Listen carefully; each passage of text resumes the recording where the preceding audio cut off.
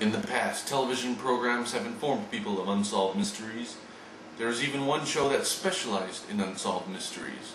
It starred Robert Stack. I think it was called Mysteries That We Can't Solve. Well, it was eventually canceled and banished to the Lifetime network. Well, this show is going to try and replace that show the best it can. There were far too many mysteries for just one television series, so we're going to cover the rest that were too far-fetched or too stupid for the other shows. We're going to call our show Bologna or Not. Hot bottles out of the haunted trash can. The toilet flushed all by itself. I knew I shouldn't have made all that soap. The blood was smeared all over the wall. It looked kind of nice, actually. And then the giant creature came out of the woods and asked me for a bite of my hamburger. Big bright lights up in the sky. Boarded spaceship. I got a free ticket for Jack in the Box. Black hole in Africa. Secret passageway. I wasn't the only one to wet myself that night.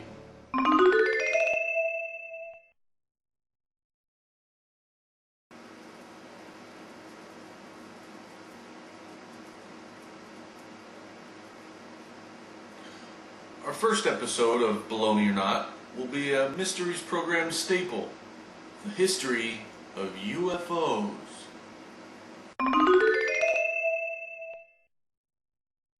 Throughout history, you never really heard about UFOs.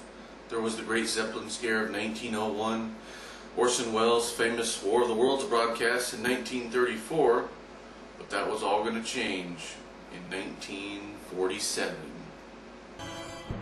Kenneth White, an American-born pilot from New Zealand, was a respected citizen regarded as being intelligent, kind, and perfectly sane by his friends and relatives until the 24th of 1947.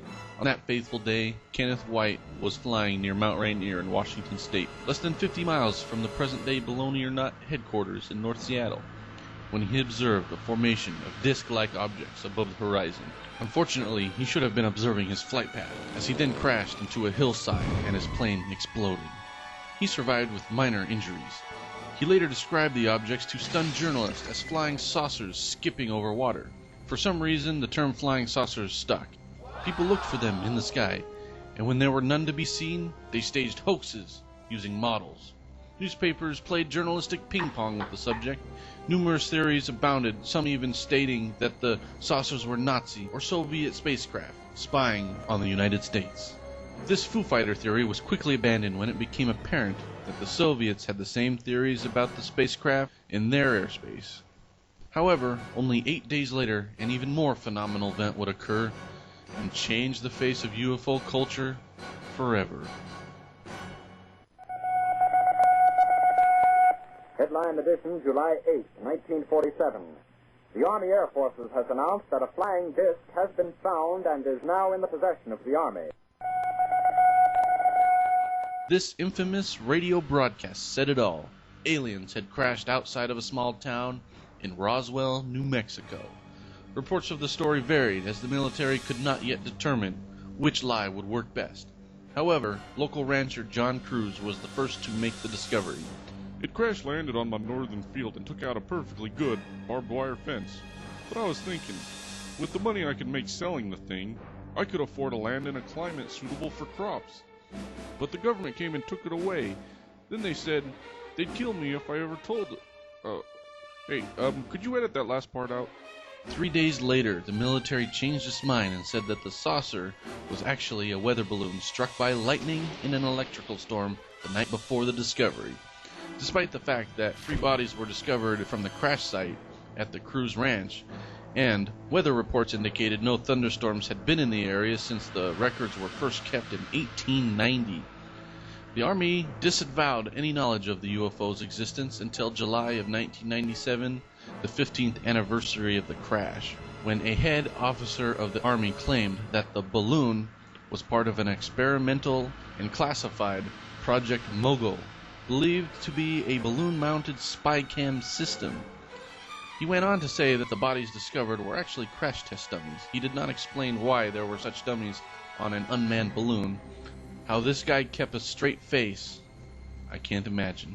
After 1947, UFOs became an American pop culture phenomenon. Countless movies about malicious, evil visitors from outer space were extremely popular, as were the 4 movies made about peaceful aliens. Even more weird tales came to public eye. Human beings were being kidnapped, and the United States government kept all the evidence locked away at the Groom Lake Air Force Base, or as it's more commonly known, Area 51. UFO sightings continue to this day in every hemisphere, continent, and country. Sightings are even reported by astronauts in outer space. Many such sightings can be easily discredited as clouds, terrestrial aircraft, drunken hallucinations, or, in some more unfortunate cases, completely fabricated, thus discrediting the true accounts of others. However, as the world's greatest detective once said, when you have eliminated the impossible, whatever remains, however improbable, must be truth. And that man's name was Maxwell Smart. We hope you have a better understanding of the world around you. Join us next time for more tales of the unexplained.